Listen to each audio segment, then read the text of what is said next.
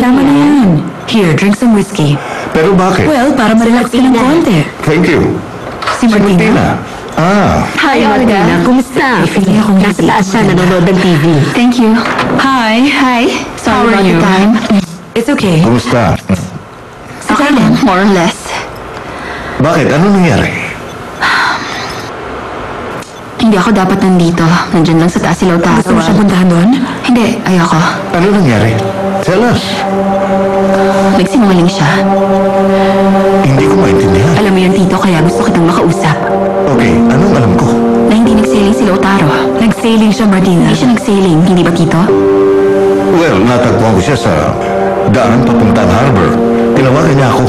At pinuntahan ko siya. Hindi ko siya nakita nasa sailboat, pero malapit na siya. Pinagtatakpan niyo siya?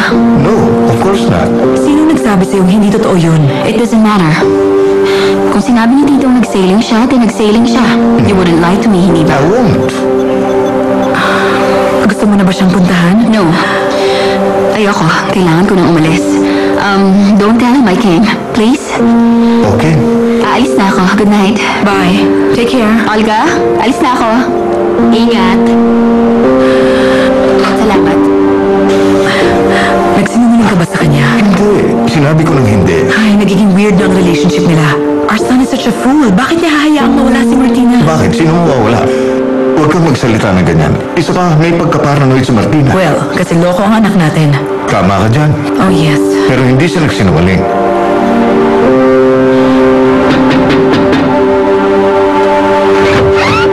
Bakit? Natakot ako sa tawag mo. Inahan mo ang boses mo. Oh, bakit? Kailangan kitang makita. Oo naman, ang sarap pakinggan yan. Huwag kang ilusyonado. Importante to, Moro. Ano ba kasi yun?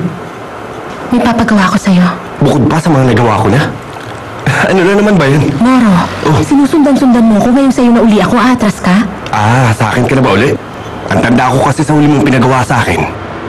Muntik na ako Pero makulong. ngayon, siguradong hindi ka na magsisisi. Anong kailangan mo?